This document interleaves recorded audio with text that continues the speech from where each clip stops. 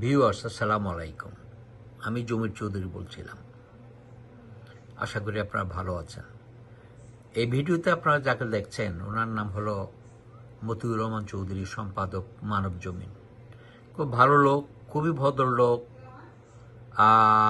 খুব সফটলি, নরমভাবে কথা বলেন এবং যুক্তিসঙ্গত কথা বলেন। ওনাকে কেন কি কারণে শেখ হাসিনার সরকারকে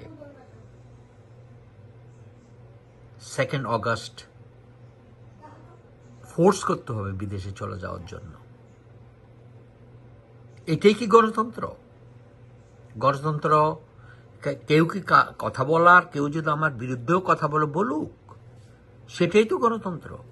আমার বিরুদ্ধে যদি কেউ কথা না বলে, আমার সমালোচনা না করে, আমি কেমন করে বুঝবো যে আমি ভুল করছি? আমার ভুল তো ধরিয়ে দিতে হবে।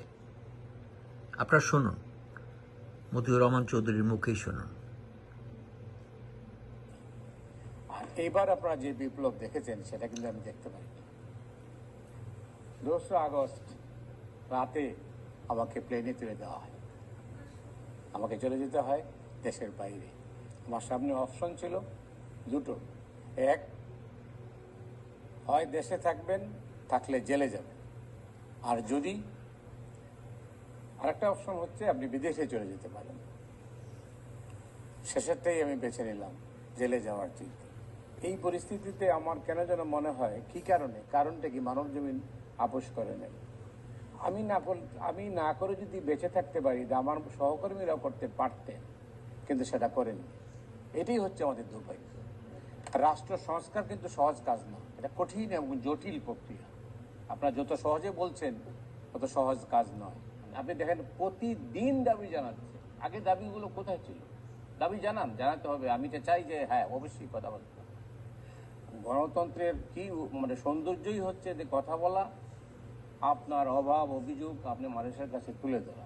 কিন্তু আপনি যখন কথা বলেন, কিন্তু আপনাকে বুঝতে হবে যে 2 মাসে একটা সরকার আপনার সব দাবি মেনে নিতে পারবে না। এই গার্মেন্টস আপনি চিন্তা করেন, 2 মাস পরে বাংলাদেশের সামনে বড় চ্যালেঞ্জ। 2 মাস পরে বড়দিন, সেই বড়দিনের অর্ডারগুলো বাতিল হয়ে যাচ্ছে। 20% অলরেডি বাতিল হয়ে গেছে গার্মেন্টসে। জাতীয় স্বার্থ তো আমরা দেখছি না কেউ। আমরা তো মনে করি যে আমার স্বার্থটাই আমি দেখি। মতিউর রহমান সাহেব বলছেন গার্মেন্টস ইন্ডাস্ট্রির কথা। একে একে সব গার্মেন্টস ইন্ডাস্ট্রিগুলো, অনেক গার্মেন্টস ইন্ডাস্ট্রি বন্ধ হয়ে গিয়েছে। সামনে যে অর্ডারগুলো যাওয়ার কথা সেগুলো আসছে না, এবং আমাদের গার্মেন্টস থেকে আমরা, এটা হলো actually number 1 source of foreign remittance. বিদেশ থেকে যে আমরা টাকাটা কামাই, সেটা না আসলে আমাদের অর্থনৈতিক অবস্থা কি হবে? এটা খুবই দুশ্চিন্তার বিষয়। এটা নিয়ে আমাদেরকে ভাবতে হবে, এই সরকারকে এটা চিন্তা ভাবনা করতে হবে এবং সিরিয়াসলি স্টেপ নিতে হবে। সেনাবাহিনী চেষ্টা করছে, there is no doubt about it. However, there are a lot of issues and problems. যে গার্মেন্টস ইন্ডাস্ট্রিগুলোতে মোস্টলি মহিলারা কাজ করে, ওদের অনেক বেতন বৃদ্ধি পেয়েছে, ঠিকই আছে, কিন্তু এখনও তাদের থাকা, খাওয়া, পড়ার, স্বাস্থ্যের ব্যবস্থা হয়নি। তাদের বাচ্চাদেরকে তারা ভালো স্কুলে দিতে পারছে না, একটু ভালো খাবার খেতে পারছে না। তাদের কোনো রোগ হলে বা চিকিৎসার জন্য একটা ভালো কোনো হসপিটালে যেতে পারছে না। এটা কি একদিনে পরিবর্তন হবে না।